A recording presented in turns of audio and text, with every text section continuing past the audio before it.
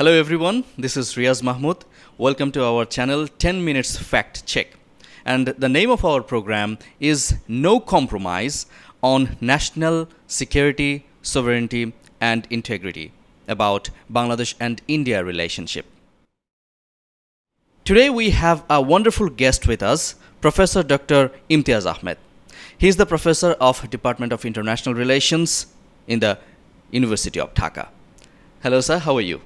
I'm fine, thank you very much. Thank you very much. So we are here to talk about the India and Bangladesh relations today, and the political phase we are going through right now. We have some questions to ask you. We would love to know your opinions on them. So since we are talking about the India-Bangladesh relationship now, I have the first question for you. That West Bengal has recently published a news that the Dhaka procession demanding Professor Dr. Yunus's ouster and military rule.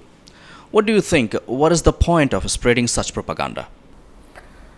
Well, the best way to know this is to remember von Bismarck's comment. Bismarck was Germany's chancellor way back in 19th century, and he pointed out that foreign policy is the extension of domestic politics.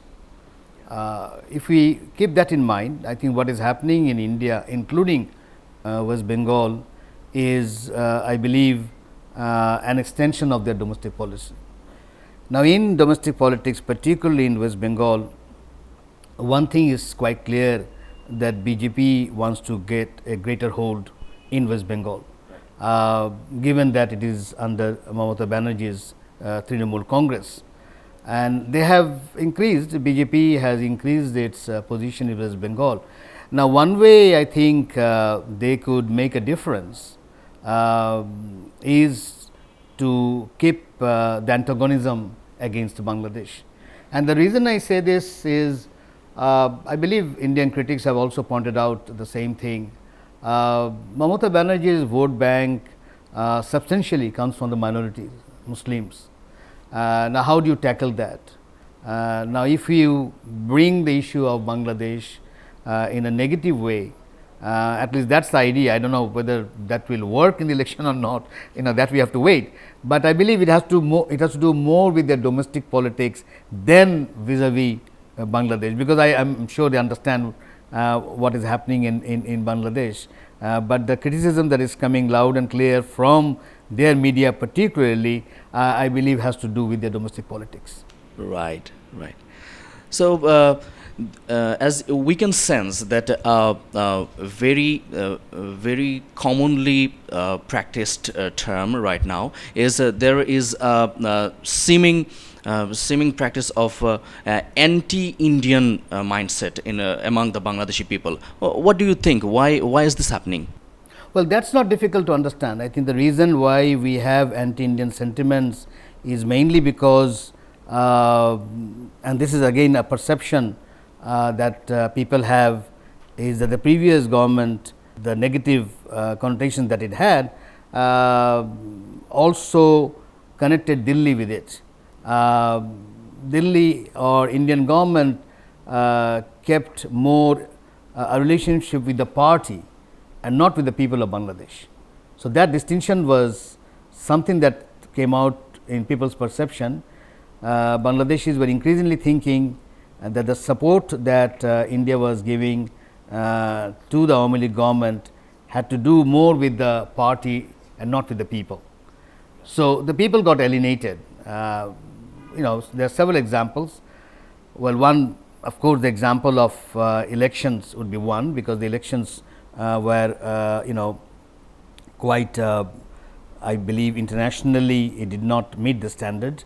So, there are a lot of criticism on the election, but Delhi supported nonetheless.